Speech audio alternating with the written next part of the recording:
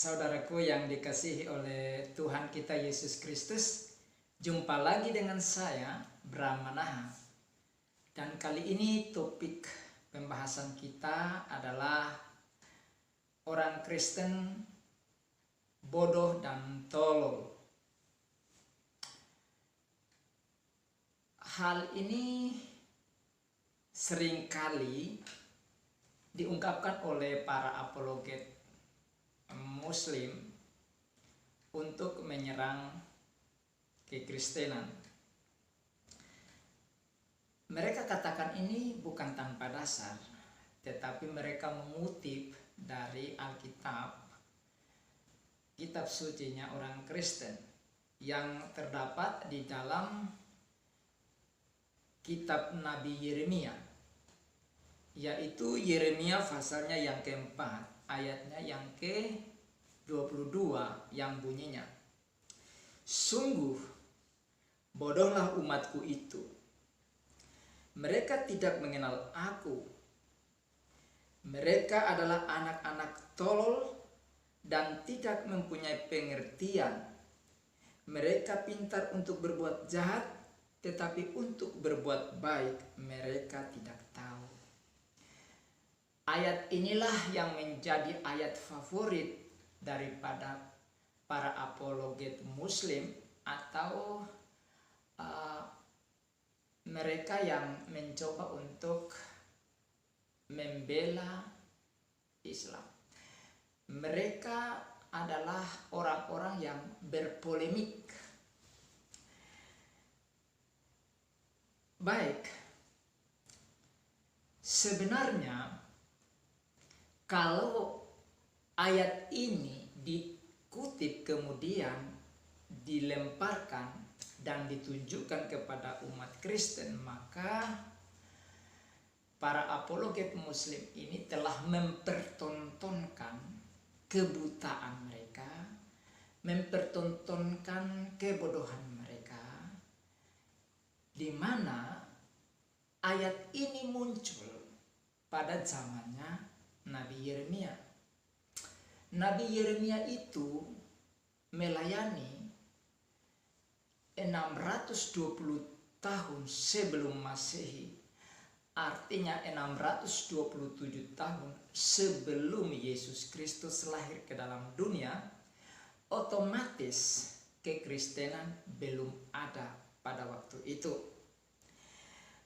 Pemerintahan daripada Nabi Yeremia atau tugas pelayanan dia itu berkisar antara 5 raja yang memerintah pada waktu itu, yaitu Yozia, kemudian Yoahas, selanjutnya Yoyakim dan Yoyakhim. Ya, dari Yoyakim diganti dengan saudaranya Yoyakin, kemudian terakhir Zedekia.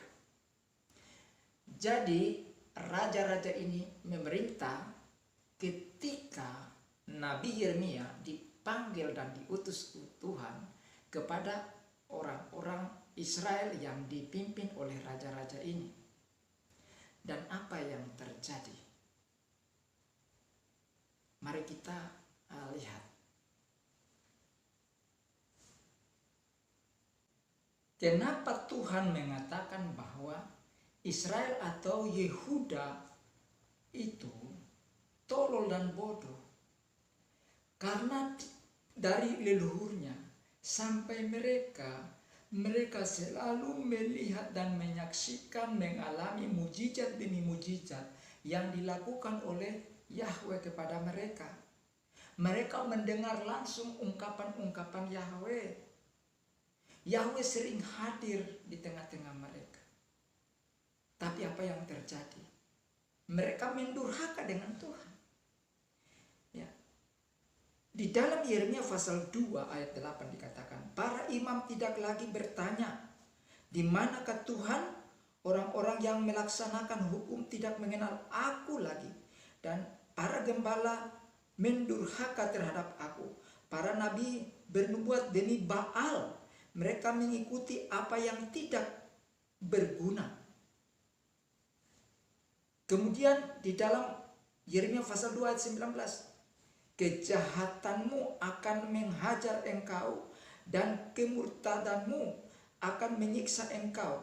Ketahuilah dan lihatlah betapa jahat dan pedihnya engkau meninggalkan Tuhan Allahmu dan tidak gemetar terhadap aku.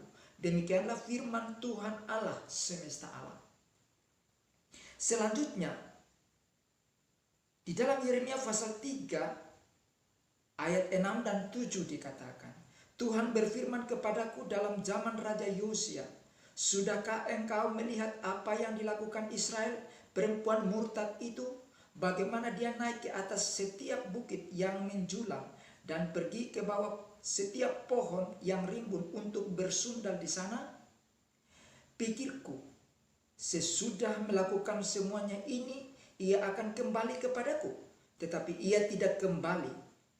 Hal itu telah dilihat oleh Yehuda saudaranya perempuan yang tidak setia itu. Selanjutnya di dalam Yeremia pasal 4 ayat 1 dikatakan, jika engkau mau kembali hai Israel, demikianlah firman Tuhan, kembalilah engkau kepadaku, dan jika engkau mau menjauhkan dewa-dewamu yang menjijikkan, tidak usahlah engkau melarikan diri dari hadapanku. Di dalam Yeremia pasal 7 ayat 9, masakan kamu mencuri, membunuh, berzina dan bersumpah palsu, membakar korban kepada Baal dan mengikuti Allah lain yang tidak kamu kenal? Di dalam Yeremia pasalnya yang ketiga ayat 9 dikatakan, dengan sundalnya yang sembrono itu, maka ia mencemarkan negeri dan berzina dengan menyembah batu dan kayu. Jadi kebodohan dan ketololan Israel itu karena Tuhan selalu menyertai mereka, Tuhan telah hadir, Tuhan selalu memberkati mereka. Tetapi mereka mengikuti bangsa-bangsa penyembahan berhala, mengikuti Mesir, mengikuti Amon, mengikuti Arab, mengikuti bangsa-bangsa lain untuk menyembah dewa-dewa mereka, menyembah patung-patung mereka yang terbuat dari batu-batu yang dipahat menjadi sosok yang disembah, dan dari kayu mereka menyembah benda-benda mati itu. Batu mereka cium-cium, batu mereka sembah-sembah, kayu mereka cium-cium, kayu mereka sembah-sembah. Inilah ketololan dan kebodohan Israel yang dikatakan di dalam Yeremia pasal 4 ayat 22 itu. Jadi bukan untuk orang Kristen. Orang Kristen tidak pernah menyembah Baal. Orang Kristen tidak pernah menyembah dewa-dewi. Israel lah yang bersundal secara rohani, berzina secara rohani, meninggalkan Tuhan, meninggalkan Yahweh dan menyembah kepada patung-patung itu. Inilah yang Tuhan katakan, bodohlah umatku. Mereka anak-anak yang tolol. Itu bukan orang Kristen. Karena orang Kristen belum hadir di dunia ini. Firman Tuhan di dalam Yeremia pasal 4 ayat 22 itu tidak ditujukan kepada orang Kristen. Konteksnya itu 600 tahun sebelum Kristen lahir atau sebelum Kristen ada. Ayat ini ditujukan kepada kaum Israel atau orang Yahudi. Di mana di dalam Yeremia pasal yang keempat ayat yang kelima ini dikatakan, beritahukanlah di Yehuda dan kabarkanlah di Yerusalem, tiuplah sangkakala di dalam negeri, berserulah keras-keras, berkumpullah dan marilah kita pergi ke kota-kota yang berkubu. Di dalam Yeremia pasal 4 ayat yang ke-16 dikatakan, peringatkanlah kepada bangsa-bangsa, sungguh ia datang, kabarkanlah di Yerusalem, pengepungan datang dari negeri yang jauh, memperdengarkan suaranya terhadap kota-kota Yehuda. Jadi Tuhan menyuruh Nabi Yeremia untuk menyerukan firman ini kepada bangsa Yehuda, bangsa Yahudi, dan diberitakan kepada mereka yang ada di Yerusalem, ibu kota Yehuda pada masa itu, pusat pemerintahan dan religi kaum Israel pada waktu itu, bahwa mereka akan dikepung. Mengapa mereka dikepung? Karena kebodohan dan ketololan mereka. Mengapa Tuhan katakan bahwa mereka tolol dan bodoh, bangsa Yahudi atau bangsa Israel ini? Tuhan punya alasan menyebutkan kaum Yahudi dan Israel sebagai orang yang bodoh dan tolol. Nah, para apologet ini lupa, ya, ketololan, kebodohan Israel ini disamakan dengan Arab. Di dalam Yeremia pasal 3 ayat 2 dikatakan, layangkanlah matamu ke bukit-bukit gundul dan lihatlah, di manakah engkau tidak pernah ditiduri? Di pinggir jalan engkau duduk menantikan kekasih seperti seorang Arab di padang gurun. Engkau telah mencemarkan negeri dengan zinamu dan dengan kejahatanmu. Jadi di sini dikatakan bahwa orang Israel atau orang Yahudi itu duduk di pinggir jalan menantikan kekasih-kekasih mereka untuk melacur, menunggu penyembahan-penyembahan berhala, di mana bangsa-bangsa Arab menyembah berhala. Maka di sini Tuhan justru memakai orang Arab sebagai perbandingan. Mengapa kamu bodoh dan tolol seperti orang Arab yang suka berzina dan bersundal dengan menyembah batu, menyembah patung kayu, cium-cium batu, cium-cium kayu. Mereka membangun bangunan yang tersusun dari batu-batu, kemudian mereka sujud menyembah kepada batu-batu itu. Orang Arab itu suka menyembah batu. Ada meteor jatuh dari langit, mereka ambil dan mereka menaruh di tempat kuil-kuil mereka, dan mereka mencium-cium dan menyembah kepada batu itu. Itulah yang Yahweh katakan, bodohlah umatku, tolollah umatku seperti orang Arab. Seperti orang Arab. Orang Arab bro. Orang Arab guys.